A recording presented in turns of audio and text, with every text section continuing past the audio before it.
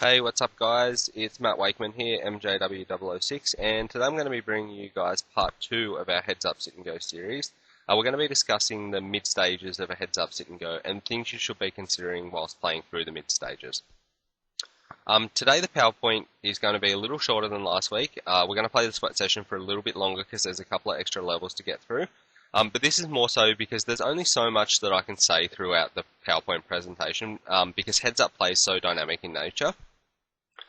So I want you guys to remember that nothing's set in stone, and as much as there are more technical EV-based elements, I really want to enforce thought process and optimal play based on our opponents. Okay, so let's get to it today. So first of all, what do we consider as the mid-game? When I'm talking about the mid-game today, we're going to be talking about the 2040 and the 2550 blind levels. On PokerStars, for example, there is no 2040 level, there's a 2550 level. So there will be some elements that are going to come into play, and even on sites where there is a 2040 level, some elements of what I talk about today are going to come into the 1530 level at some points in time. Although you're still going to be a little bit deeper, so you have to. It's kind of a little bit of an overlap, and you have to find a nice little balance there between what I've said last week and what I've said this week. Okay. So by the mid game, so we would have been playing for anywhere between 12 and 15 minutes, 20 minutes maybe, by the time we do reach the mid-game.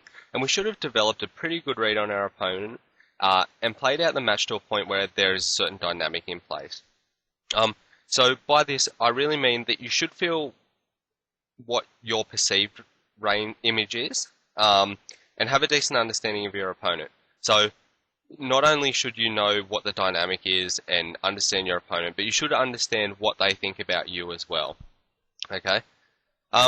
In the mid stages, we really seek to form a dynamic which suits our stack size and allows us to exploit our opponent's tendencies that we've observed so far. I'm just going to give you guys a little example of this. Say we're playing a passive opponent, and while deeper, you may be just chipping them away slowly, grinding them away, and just taking the small pots off them and letting them feel like they're still in the match, because you can afford to do that when you're a little bit deeper. You can afford to take value optimal lines over multiple streets when you're a little bit deeper and slowly chip away at a passive opponent. But now would be a really good time that the blinds are starting to get up a little bit to push the envelope a little bit. Just apply a lot of pressure to your opponent if it's a passive opponent. And eventually that opponent's likely to start pushing back. When they do start pushing back, if they start pushing back that is, because it's obviously a great result if they don't push back because you can just keep abusing them and then just take their whole stack basically without a fight. But most passive opponents will eventually start putting up a fight. When they do start doing that, you've changed the dynamic and you can use this to your advantage, okay?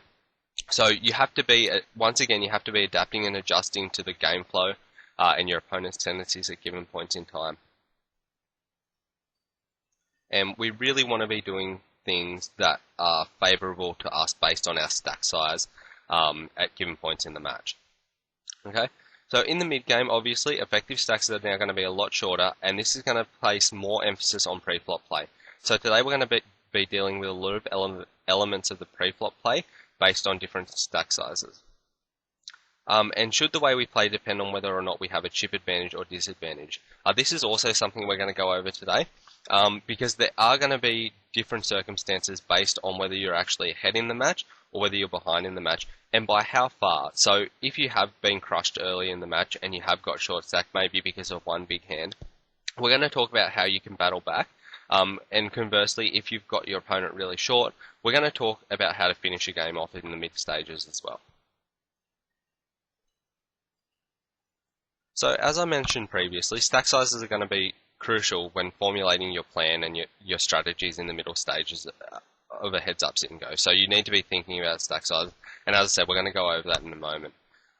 So this is really important. You must consider the effective stacks, not the biggest stack at a given point in time, okay?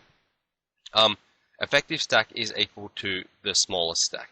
So basically, the effective stack means whatever you can be all in for, whether you have the small stack or whether your opponent has a small stack, that is the effective stack. And this can certainly place limitations on your actions. you may be at the 2040 level where it's, if you were even, then you may still be 37.5 or so big blinds deep, okay? So you may still be at a point where there is some post-flop play involved. However, the effective stacks may actually be 10 big blinds. So your opponent may have 400 left in chips and you may have 2600. And you may look at your stack and think, oh yeah, I've got heaps of play left in my stack because I've got 2600, the blinds are 2040, so I've got X big blinds. When that's not actually true. The effective stack's what's important. So the 400 that your opponent has is all that can be played for in an all-in pot. So that's going to place limitations on your actions. And this goes for even if you're in the 10-20 level. If you're in the 10-20 level and your opponent gets chipped down to like 400, and the effective stacks are therefore only 20 big blinds, you need to start considering different strategies, because you're not going to be able to play exactly the same way as if you're 50 or 75 big blinds deep. And the dynamics of a match can be changed rapidly depending on stack sizes, okay?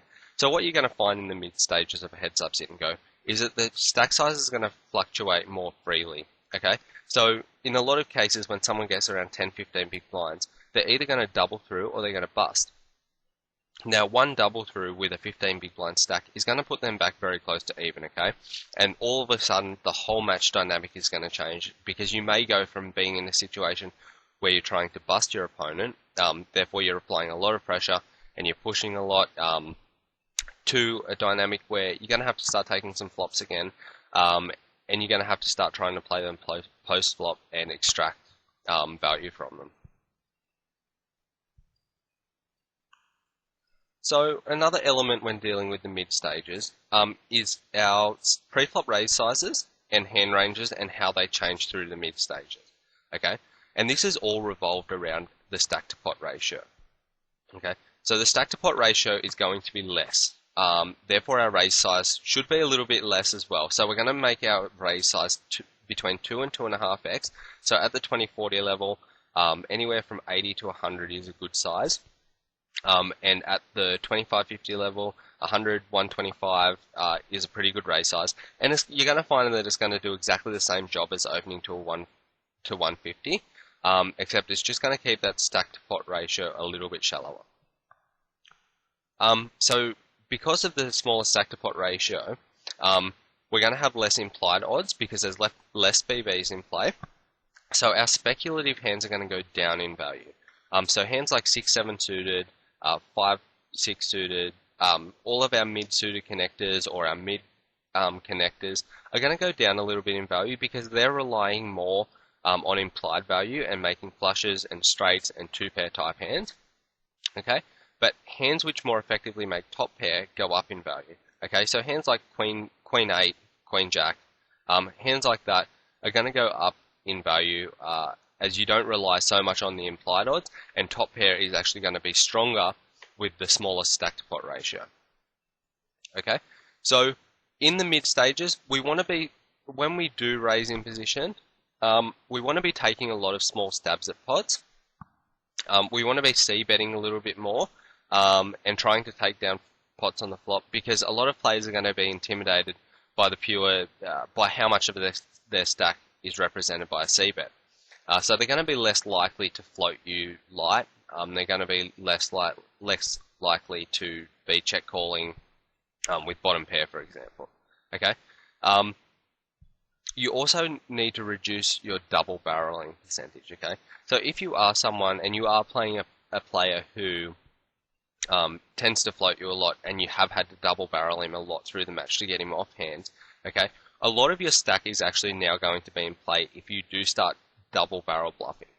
Okay, obviously double barreling with strong hands and triple barreling with strong hands is fine, but what we want to do is, because the stack to pot ratio is less, we want to not be putting in too much of our stack, because it's going to commit us to a lot of pots. Okay, so in the case of a 2550 level, we're going to be really committed if we put in, say, a raise to 120 on the flop, which makes the pot 240 if our opponent calls, and then we c-bet 150, which is going to make the pot 840.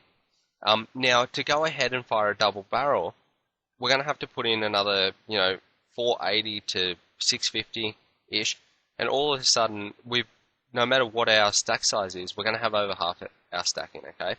So we really want to reduce the double barreling, but we want to take the small stabs and try to take down cheap pots.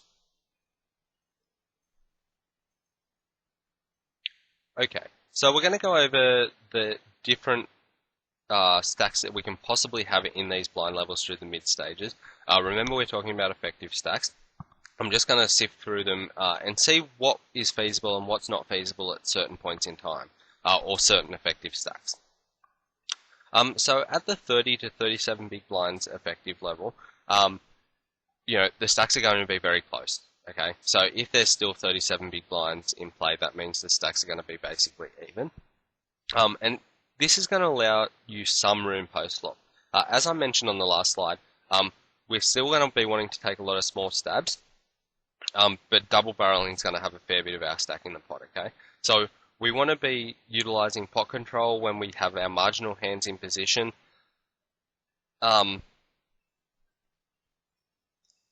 And we want to be using a couple of these elements which I've listed down the bottom, which hopefully we're going to get to through the sweat session. We're definitely going to get to it in coming week, either next week's video or this week's sweat session. Extraction and induction, okay? What I mean by this is extracting value, so taking lines which are going to extract the most value from your opponent, and induction, so inducing your opponent to make spewy plays, okay? In the mid stages of a heads up sit and go, inducing spewy plays from your opponent can be one of the greatest assets that you have, because one major mistake from your opponent and the match is over. Okay, even being 30 to 37 big blinds deep, having good plans and being able to take, spew-inducing lines, I guess I can say, can be a great asset to your heads-up sit-and-go game. Okay, so we're going to really get to that through the sweat sessions, and hopefully I'm going to be able to show you some situations where I induce an opponent to make a spewy play. In regards to 3-betting in the mid stages, when you still have this stack size here, we still can 3-bet fold, okay, but we don't want to make a habit of it, okay, purely because if we think about it, say there's a 2.5 BB open, and you 3-bet, say you have a 37 big blind stack, and you 3-bet to, 8 big blinds, okay, well, now you've put in, a quarter of your stack, and you don't really want to do that twice because all of a sudden you put in half your stack, okay? So you really don't want to be 3-bet folding too much in the mid stages. The only time you really can is in the 30 to 37 big blinds effective. And this is going to be match dynamic dependent, okay? So if you have been 3-betting and getting away with it a lot, for example, earlier in the match, and your opponent just does not defend 3-bets, so you continue to do it, and all of a sudden he just shoves on you. That might be a situation where the previous dynamics are going to make your ace-4 offsuit 3-bet a fold. Okay, I'm not condoning 3-betting ace-4 offsuit, but what I'm saying, I'm just trying to use it as an example here, that the match dynamics are important. They're also important when deciding whether or not to 3-bet, okay? So, if there's no 3-bet dynamic in place, then you don't really want to go 3-betting aces, for example, when you haven't already set that up, because you're only just going to get folds a lot of the time. So, match dynamics, when considering whether to 3-bet or not, and I'm not saying that you shouldn't 3-bet aces either, because, it's never going to be wrong to try to get chips in pre-flop with aces, particularly in the mid stages. But all I'm trying to say here is that the match dynamics should dictate whether you do go ahead and 3-bet, and more specifically, if you go ahead and 3-bet light, okay? 4-betting, when you have these stacks here, basically when you 4-bet, it's going to be purely for value most of the time. Once again, if the match dynamics are that your opponent's been 3-betting you really light and you know that, then maybe you can go ahead and start 4-betting them light. Generally, a 4-bet at the 30 to 37 big blinds effective is just going to be a shove. That's generally the best way to play your 4-bets, because basically you're going to be pot committed no matter what. A typical 4-bet's going to be 12 to 15 big blinds, maybe more, which is obviously going to be half your stack. So when we're talking about 4-betting, the only time that really I don't shove is when it's a premium hand, and I do want to induce my opponent to shove. There's a lot of emphasis going to be placed on actually being the one putting your chips in the pot rather than the one calling them off. But when you do have a premium hand, and you're trying to induce your opponent to make a play like that, sometimes it's best to maybe even click it back at some points in time. Is sometimes the best line. Okay, so the 20 to 30 big blinds effective, we need to think about whether we have a chip advantage or a disadvantage. This is where this starts to come into play, okay? So at 20 to 30 big blinds effective, there is going to be a discrepancy one way or the other. So when you do have an advantage, do we take a flip and why? Okay, so let's say that we have 20, our opponent down to 20 big blinds. So we have 2200 to 800 chip advantage on our opponent at the 2040 level. And let's just say we get ace 10 from the button and we open to 80, and our opponent shoves. Okay, so based on his previous actions, we deduce that his shove is going to be small pairs. Okay, small pairs or king jack, king queen, hands like that. Okay, we've seen him make small 3-bets with ace king and all of his premium hands. So we're going to deduce that the shove is going to be, a little bit wider and more geared towards pocket pairs lower than our ace 10. Okay, so do we take the flip in this situation? I think it's very advantageous to take the flips when you do have such a massive chip advantage, but because we have the opportunity to end the match right then. Okay, so rather than playing on and grinding our opponent down, we have the opportunity to finish the match and take our dollar EV right then and there. Okay, the ramifications of our actions are that in the mid stages, as I mentioned earlier, one double throw on your opponent with 20 BBs, and they're actually going to have a chip advantage on you. So you need to consider that it is going to change the match dynamics to a degree if you do double your opponent through. So once again, this is going to be very opponent specific, because if we don't feel like we necessarily have a big advantage on our opponent, a big advantage when the stacks are even, that is, yet we feel that we do have an advantage when they're a little bit shorter than us and we can push them around, then maybe the best thing is to not take the flip. Okay, so this is going to be really opponent specific, and you need to have, by the mid stages, you should have a good feel of what your edge is and where your edge is at depending on your stack sizes. Okay, so if you're going to have more of an edge when they're shorter than you, then obviously you should try to keep it that way. And not double them through if you think you can find a better spot. But you have to also consider that being in these mid stages, that very shortly it's going to get very short. Okay, so very shortly you're going to run into endgame, and there's going to be a lot of pressure to start taking your opponent down. Therefore, you probably should take the flip in the mid stages to avoid waiting around to a degree, because what I mean by this is that, with 6-minute levels or 5-minute levels, in 10 minutes time, you're going to have to be push folding anyway. So in that 5 to 10 minutes, what you're saying by not taking the flip is that you think a better spot's going to come up in them 5 to 10 minutes. And the chance of you getting dealt a hand which is going to have your opponent completely crushed in them 5 to 10 minutes, okay? To rely on that is a little bit, it's not the best way to play it. Okay, so what I'm trying to say in all this waffle is basically that, we need to take the flip when we do have the advantage for the sole reason that we can end the game and take the dollar EV, the expected value of winning the whole pot from the heads up sit and go, whether that be, in a $20 sit and go, you win your $40. Okay, so we need to take the expected value right then and there, rather than relying on the cards to come to us a bit later and having that opportunity to grind them down. Obviously, if they're just horrible and we do know that they're going to fold with a 3 big blind stack, and that we are going to be able to grind them down effectively to the point where it's not really going to matter, then sure, go ahead and just don't take the flip where we're in a 50-50 spot and you are going to find better spots, okay? Playing with a disadvantage, okay? So I like to apply a lot of control pressure in these situations. By that, I mean that I want to be in control. I want to be the one pushing, not necessarily the one calling.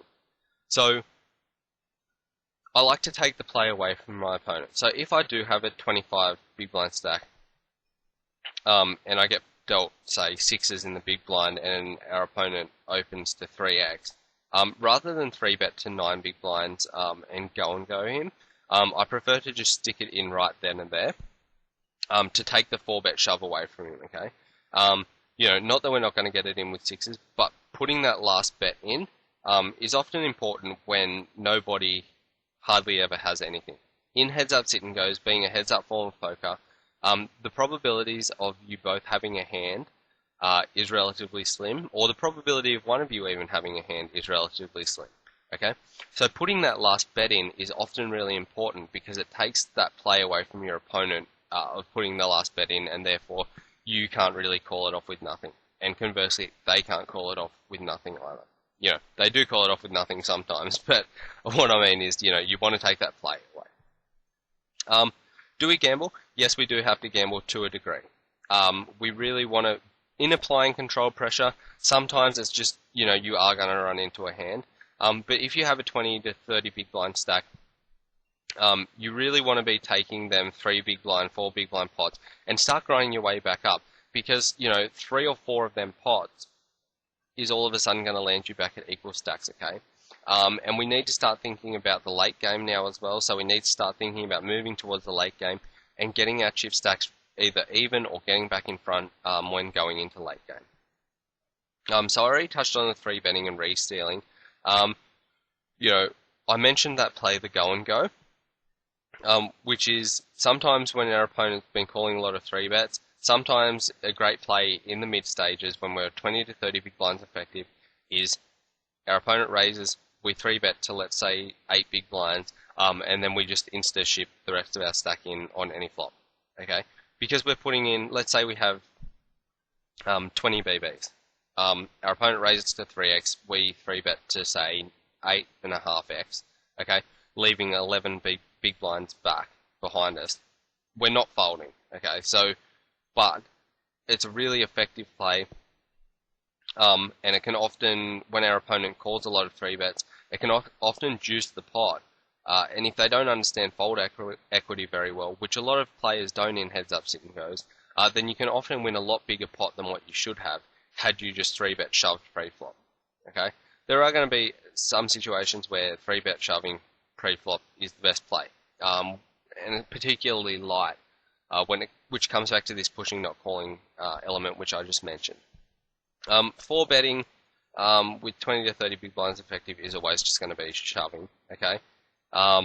And once again, this is going to be opponent specific, whether you're doing it purely for value against some opponents, or whether you can actually do it light against other opponents. Okay? Too often I see a lot of players get in trouble in the mid stages and with this specific stack size by making fancy plays. Okay? There is no room to be making fancy plays and trying to check back monsters or trying to, check raise bluff opponents, because the stack to pot ratio is so small. There is no room to be pulling, advanced bluffs on your opponent. And I don't really condone pulling advanced bluffs on your opponent in the low to mid stakes heads up sit and goes anyway, because they're not really that sophisticated opponents that you can pull off fancy plays, okay? So we want to keep it relatively simple. Okay, so once again, in the 10 to 20 big blinds effective level, we need to think about whether we have a chip advantage or a disadvantage and how that's going to affect our play. As we mentioned in the previous slide, all of them elements are going to be applicable right here as well in the 10 to 20 big blinds effective. in terms of playing with an advantage or playing with a disadvantage, and whether we should take the flip, applying control pressure and elements such as that. But when we get into the 10 to 20 big blinds level, push fold strategies are going to come into play.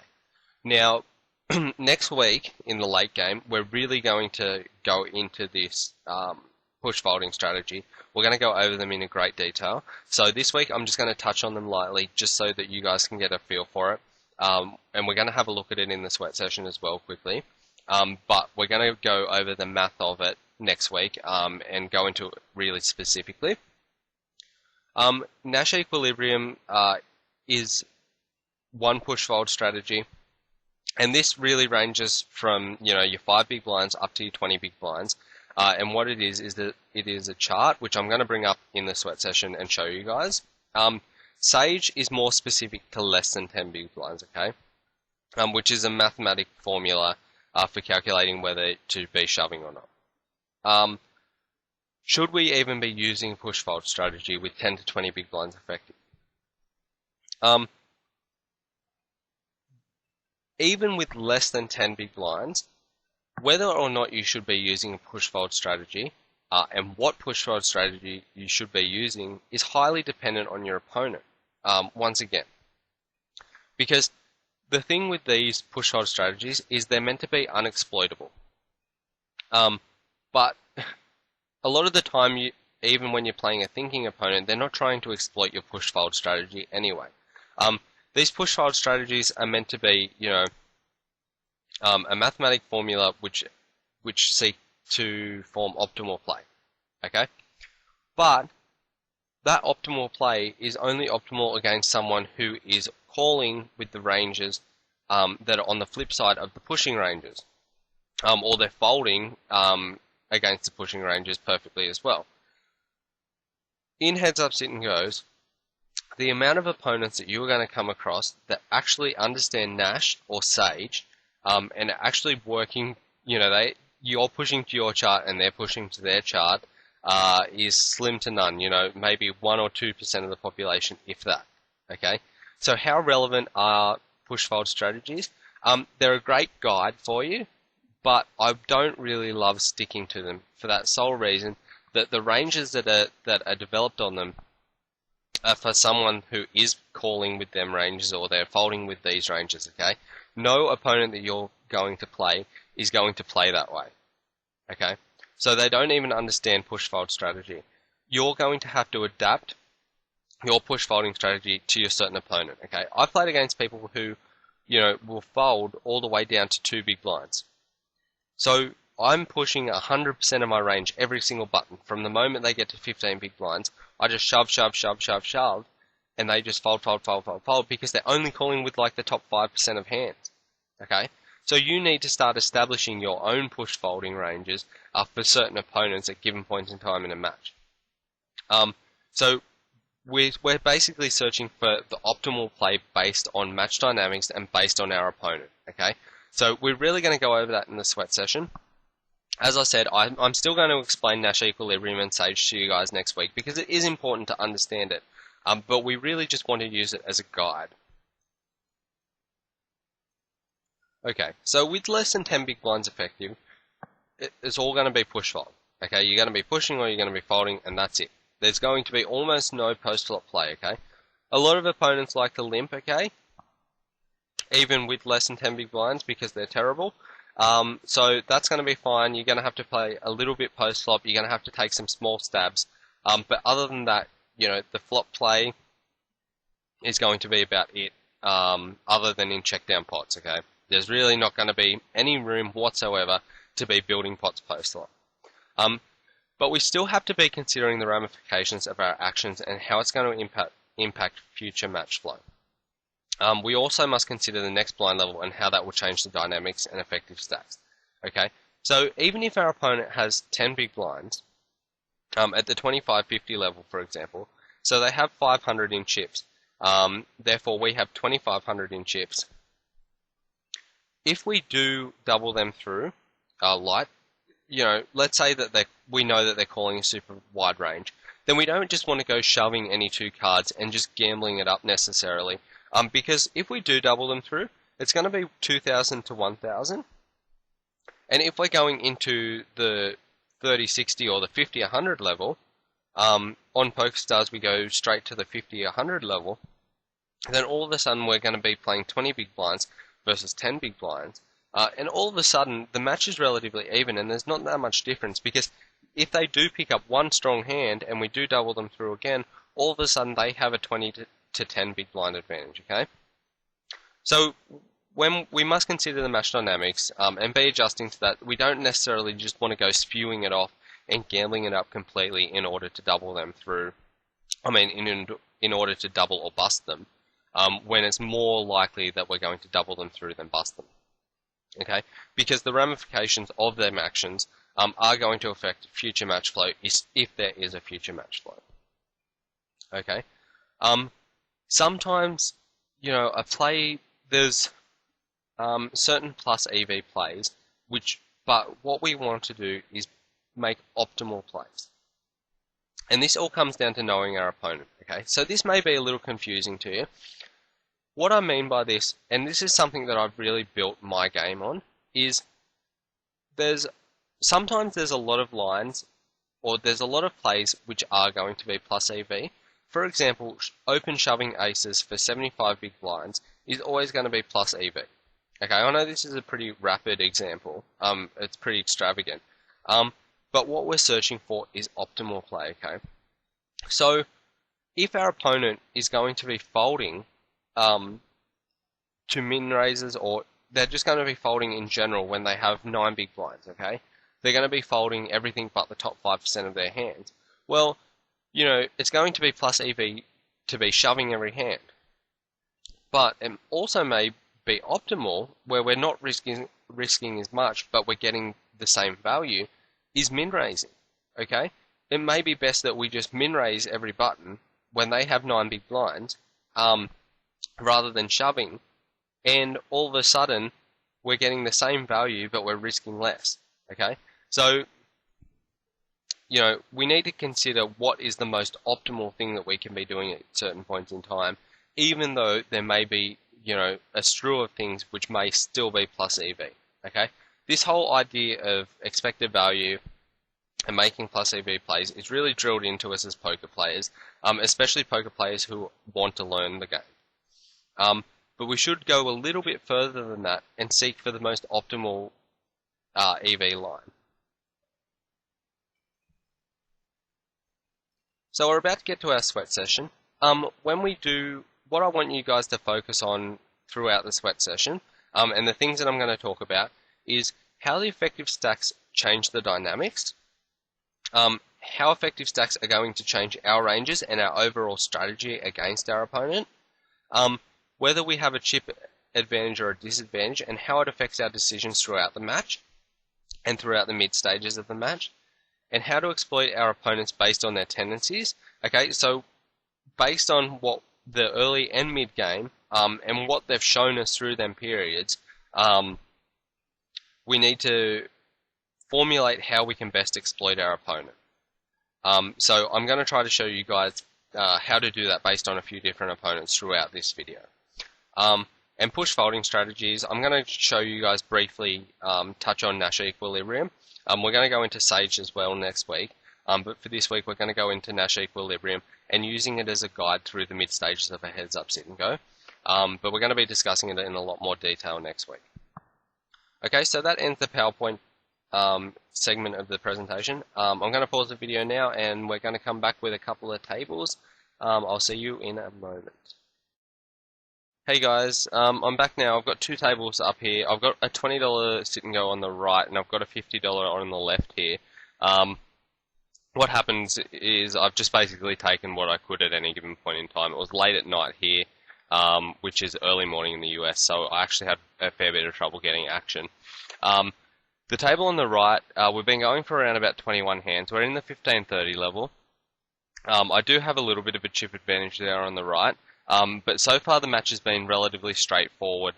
He's been relatively passive. He hasn't really been raising his button all that much. He's been limping more so. but he has been flatting us a lot when he's out of position, okay? So he's been flatting a lot from the big blind. And we've been playing some, I've formed a C-bet dynamic. If you can see just here, my VPRP, my pre-flop raise is relatively normal, and it is actually the same. So every hand I've played, I have raised. My aggression factor is 7 at this point in time, so I have been aggressive, and basically across multiple streets as well. There's no real big hands to note thus far, and I have been 3-betting him 50% of the time that I've had the opportunity to. Okay. On the other side, he's only 3-bet me once, but as you can see from his stats, he has been flooding a fair bit, and hasn't been raising all that much. Okay. What I've got here on the left here at the moment is the push-fold chart. What we've got here is a Nash equilibrium chart. Now, I'm going to bring this up a little bit later throughout the matches when we do get to the push-fold stage, but I just want to explain it to you very briefly. As I said, next week we're going to go over push-fold strategies and the maths behind them in a lot more detail. But for today, I just want you guys to have a look at this. There's 2 separate charts here, which we're going to see the next one in a moment as well. This is as the pusher, so the one actually putting the chips in. What this represents here is if we match up our hands, so let's say we have Jack 10 suited, okay? So we've got the Jack, the 10. The green area is the suited cards, and the funny coloured, cream coloured, I'm not sure exactly how to describe that colour, is the offsuit part. Obviously down the middle here are all your pocket pairs. What these numbers represent here is the amount of big blinds of the effective stack that you can be pushing with a certain hand. Okay, so if we say we go 6-7 offsuit, okay, so 7-6 offsuit, if the blinds are 10.7 big blinds effective or less, then it's going to be a profitable push. Okay, so that's how we're going to read it. Obviously, let's say Jack 5 suited, so we'll go to our Jack and our 5 suited. 14.7 big blinds effective, we can be shoving that hand profitably. Okay, but as I mentioned earlier, this is according to the chart, and that is if our opponent is calling and folding and pushing perfectly as well, which is very rarely going to happen. So we do want to just use this as a guide, and more so for our close decisions, and just to clarify in our own minds quite often that we are making the right move by actually pushing, particularly if you're not so comfortable with push-fold strategies. Then it's often going to be advantageous for you to actually use this chart just to clarify in your mind that you are making the right plays.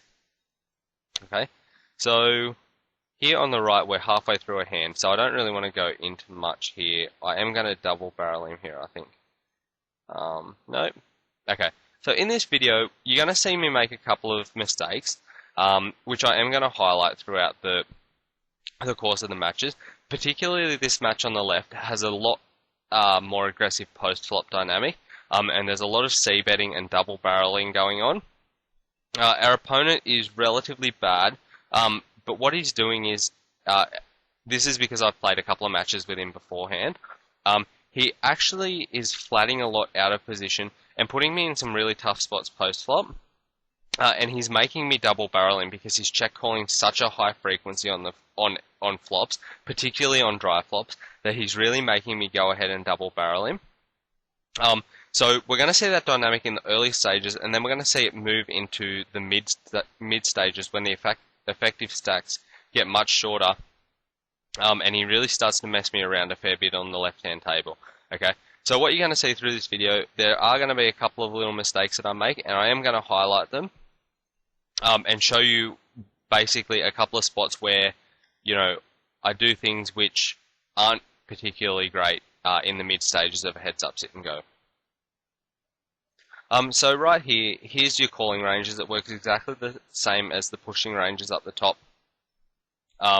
Obviously, your green is your suited, and your funny color here is your off-suited, and your pocket pairs are down here.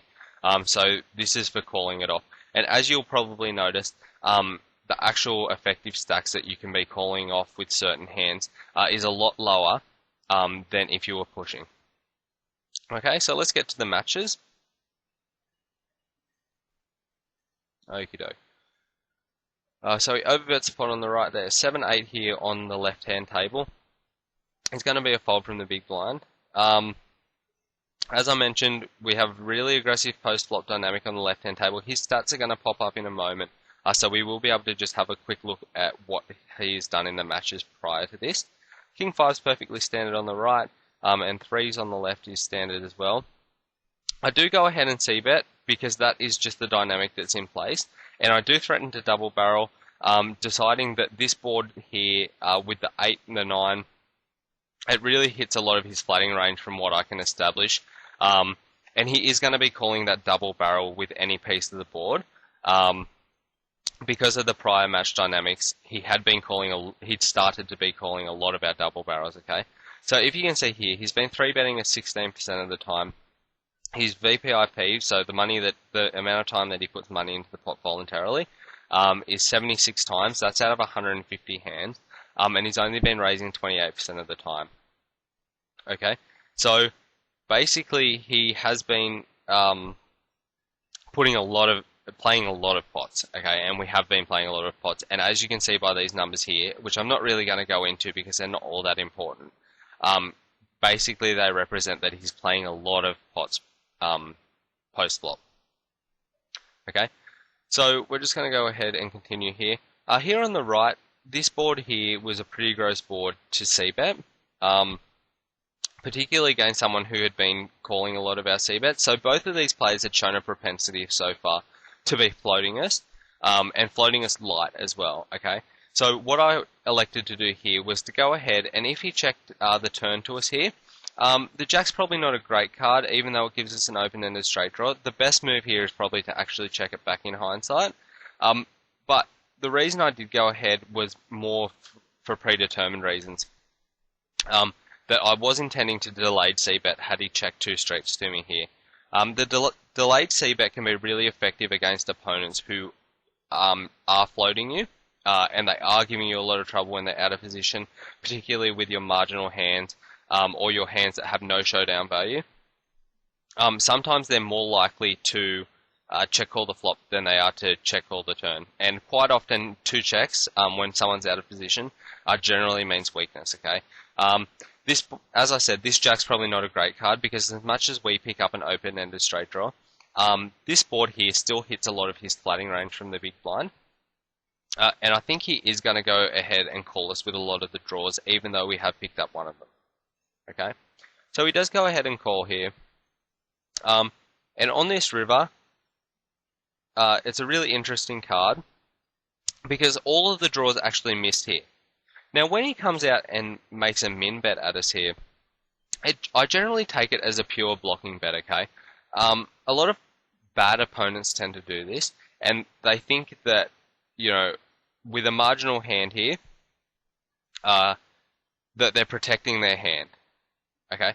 What you should do with these bets is basically treat them as checks for the most part, but in saying that, in this situation, I did consider it as a blocking action. So when I thought about his range here, he checked this flop and I checked it back, and then he check called this turn. To me, his range here for doing this is basically any 1 pair hands or any draws here on the turn. Okay, I don't really see him having ace-king here, for example, and making this small bet here on the river. And I certainly don't see him having a set or a 2-pair hand here on this board. So when he makes this min bet, I really feel like he's going to be folding to a raise a lot of the time. Even though our range here isn't necessarily all that strong, it's quite feasible here that we may check back ace-king on this flop and get there on the turn and go ahead and fire at that turn. Okay, it's also feasible that we have a hand like Jack 10 here, and we check back the 10 and we bet the Jack on the turn as well. Okay, so there are a lot of hands here that are going to make sense for us to go ahead and be raising here on the end, but there's not many hands that make sense for him to be min bet calling here. Okay, on the left, ace queen is a perfectly standard open, and we flop the ace, and we're just going to go ahead and lead out here. What I elect to do here on the right hand table is to overbet. I think that if he was to have a one pair type hand, particularly maybe a queen, he is likely to look us up if we bet, say, 240, and actually do treat his min bet as a check here. Okay, so I think we are likely to get looked up by queens here. We're likely to get looked up by jacks some of the time as well, making a standard bet of, say, 210 or 240 into this river. Okay, so what I like to do is I make a big overbet, a little bit over 1.5 times the pot. Oh no, it's just under 1.5 times the pot, sorry. I can't add up, obviously. And I think that this carries the most fold equity in this situation. I think we're still deep enough to be making this raise, and obviously I'm folding to a shove. You know, this is a pure bluff, but we wanted to take as much fold equity as we possibly could, and while the blinds are still 15-30 and he's still 30 big blinds deep, I still think that this is a feasible play to be making. So we go ahead and c-bet here. And he calls here on the end with one of the hands that we didn't really have in his range, but probably one of the few hands that we actually do get looked up by. Okay? So I actually don't mind my play there. Feel free to comment on that hand if you actually think differently about it in the forums. So 9-3 off here, we're just going to be checking it away, and 9-5 off is a raise on the right hand table. On the left hand table, we have a marginal hand here out of position. So we're not going to go any further with it. So I do want to get through these early stages a little bit quicker. So I'm going to try to prevent pausing it and going into great detail with a lot of hands, unless the hands are really interesting. As I speak, I think this hand here on the left is actually quite interesting.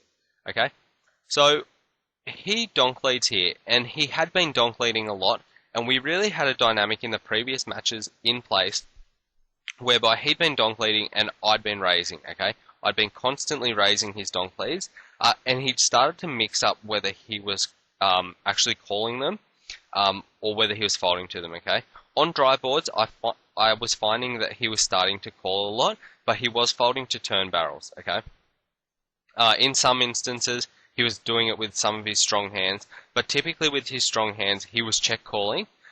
So this was what I'd deduced already was that his donk leads had tended to be marginal hands thus far.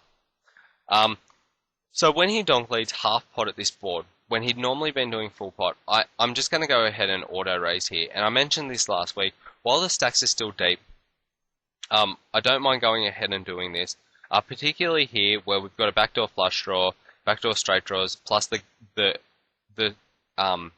outright gut shot straight draw here as well. Okay, sometimes our jack's good as well here.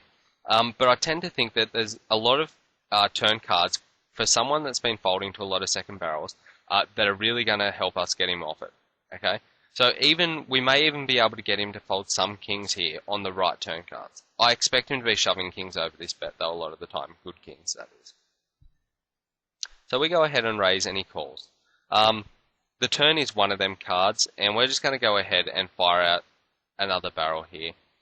We have picked up a lot of outs here as well, but we do want to get him off it right now, and he snap folds. So we fold the 8-4 on the right, the 8 deuce is going to be a fold, the jack 2 is going to be a fold as well. As I said, we really just want to get to the mid game because that's what we want to talk about for the most part of this video. And I did have a hard time getting to the mid stages of these games. I actually had to play a fair few heads up sit and goes to get to the mid stages before we even got a decent video out of this. On the left here, once again he donk leads out. This time I decide to float him and try to take it away on the turn. Because there's hands like Jack 10, there's a fair few hands which are actually going to shove over us on this flop, considering we just did this to him. So I elected to float him. He did go ahead and fire another barrel, so I just gave it up. King 6 suited is a fine hand to be three betting. Sorry here. The hands that you want to be three betting, you like in heads up sit and goes. You want to be free betting hands which can more effectively flop top pair. People may look at my King 6 suited and go, well, that's very spewy. But I had a 3-bet dynamic in place, and I wanted to keep that in place because I wanted to be getting value out of my big hands against him. Okay, so I want to be able to build big pots with my big hands on this guy, considering we'd already played 4 matches prior to this, and I had been 3-betting him a lot. I do like to go ahead and 3-bet hands like King 6 suited, like your King 5 suited, and hands like that, rather than hands like 6 7 suited, 7 8 suited, more speculative hands, which, you know, you have to play fit or fold with.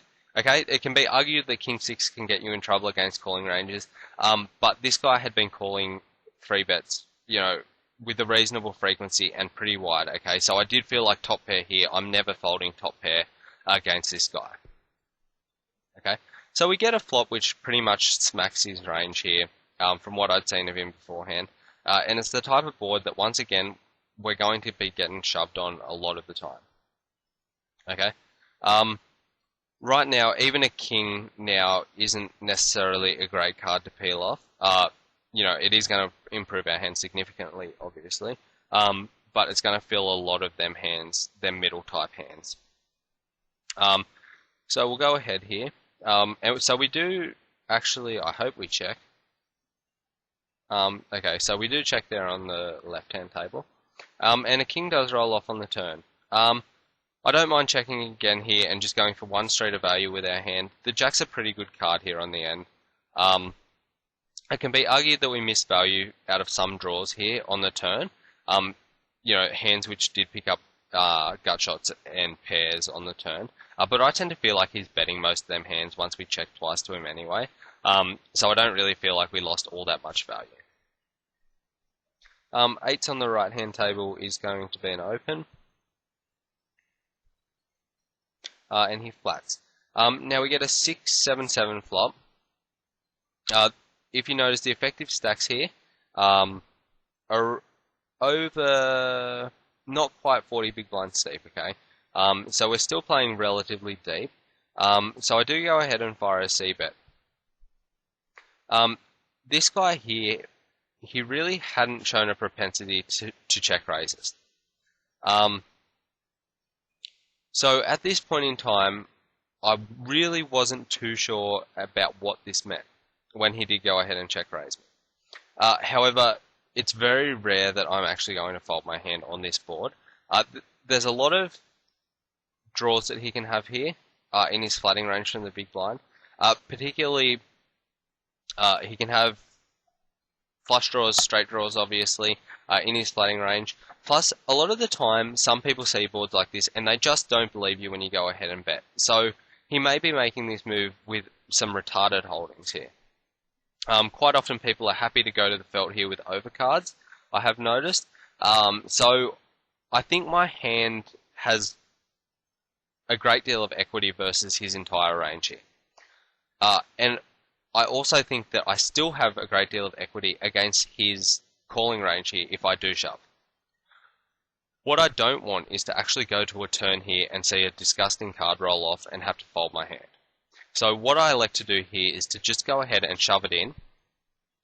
Because my equity, I think, against his calling range even is going to be good, I just don't want to see the gross turn card, the ace of clubs, roll off here on the turn and have to muck my hand. So I get a little bit stubborn and decide to cram it in. And we get a fold. Okay? So it also carries fold equity there when he is doing retarded things. On the left here, King 8 suited is fine to be flatting here from the big blind. I don't mind 3-betting that hand considering the dynamic, but I do elect to go ahead and just flat this time. I check call the Queen 8-2 flop, and he bets really small on the turn as well. Okay, I really don't feel in this situation that he has a queen. Based on previous history, I really feel like he's going to go ahead and barrel much bigger at this flush, at this draw-heavy board, at both streets, if he did have a queen here.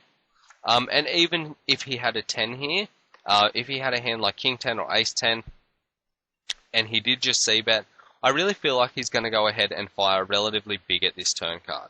Okay, so when he made that turn bet, I continue to call because I really feel like I've got the best hand here a lot of the time. I feel like a lot of his range here is actually air. To go with that, I also think there's some draws in his range here, okay? So, when we get this river roll off here, obviously it completes the flush draw. But I'm not 100% that's obviously a small part of his range here. I do still think that his range here is mostly air, so I am going to go ahead and check call a small bet here on the end. And he makes a tiny bet here on the end, so it's obviously a call. He shows me ace-8, which obviously is ahead. I tend to think that that's pretty much the worst case scenario there for me. So now we get ace-7 here on the left. We have moved into the 2040 level here on the right hand side, so I'm going to move over to this table basically and start talking about most of the things over here rather than this table after this hand. There just seems to be a lot more interesting hands coming up here on the left hand table. So we see bet that flop and he calls. He checks the turn, we check it back, and this is just a common bluff line, okay?